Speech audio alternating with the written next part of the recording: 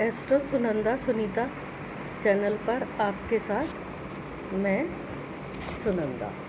प्रसिद्ध पंडवानी गायिका तीजन बाई के निधन का समाचार मिला तो मन पीड़ा और एक खालीपन से भर गया। हूबहू तीजन बाई फिर लौटकर नहीं आ सकती।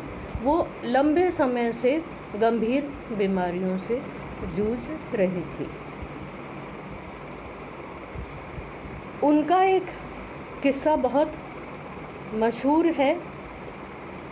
एक विदेशी ने उनके नाम एक पत्र लिखा और उस पर सिर्फ तीजन बाई लिखा।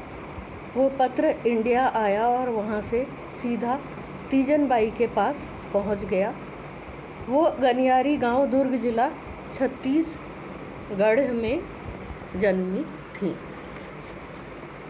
तीजन बाई को जब पहली बार मैंने देखा और सुना तो बस उनसे बंध कर रह गई। लोक कथाओं के प्रति जन्म से ही एक खिंचाव और लगाव था, क्योंकि वो यथार्थ के नज़दीक समझ पड़ते थे।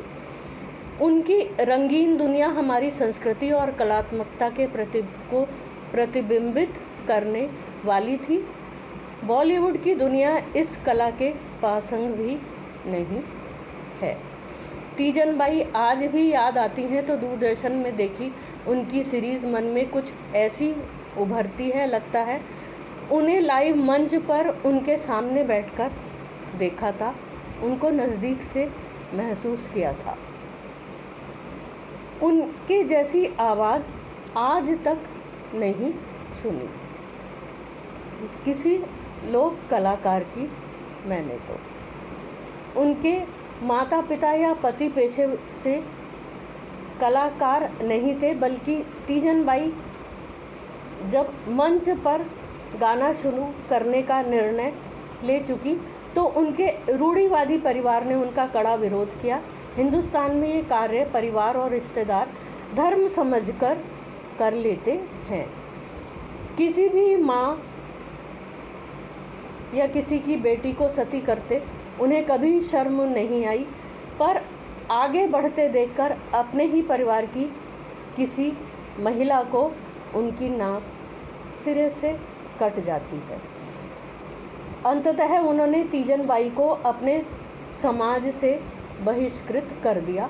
परिवार में केवल उनके नाना ब्रजपाल पारधी ही कला से जुड़े थे, जो अनौपचारिक रूप से महाभारत की कहानियाँ गाते थे। उन्हीं से प्रेरणा लेकर तीजन बाई क्षेत्र में आई, लेकिन परिवार का कोई अन्य सदस्य इस पांडवी परंपरा का हिस्सा उनके संग नहीं बना। तीजन बाई के पिता का नाम धनुकलाल पारधी और माता का नाम सुखवती था। वे बेहद साधारण और गरीब परिवार पारधी आदिवासी परिवार से ताल्लुक रखती थी।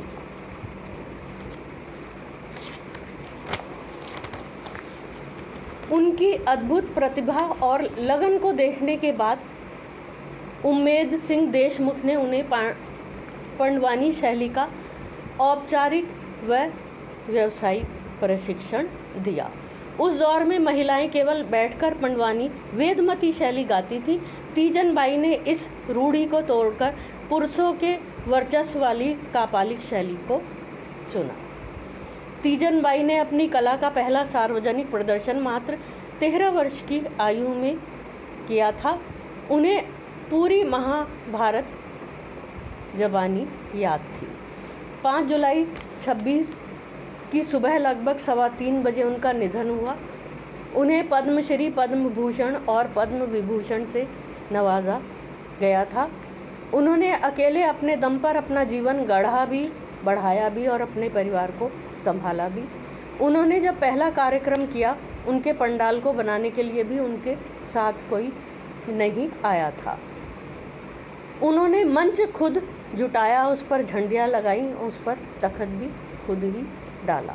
उस कार्यक्रम को देखने केवल 25 लोग आए और अपने गांव में ये कार्यक्रम उनके परिवार ने उन्हें या गांव के लोगों ने नहीं करने दिया। वो पास के गांव चंद खुशी में इस कार्यक्रम को देने के लिए गई।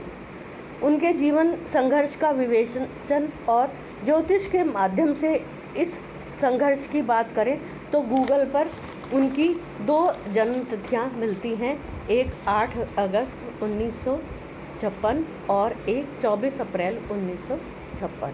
मेरे ज्योतिष में 25 वर्ष के कार्य अनुभव के आधार पर पूर्ण तथ्य और अपनी समझ से मैं ये कह सकती हूँ, उनकी सही जन्म तिथि 24 अप्रैल 1956 ही है।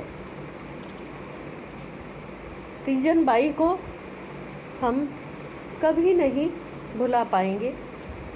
हमारे श्रद्धा सुमन उनके प्रति समर्पित हैं। आज की बात यही तक।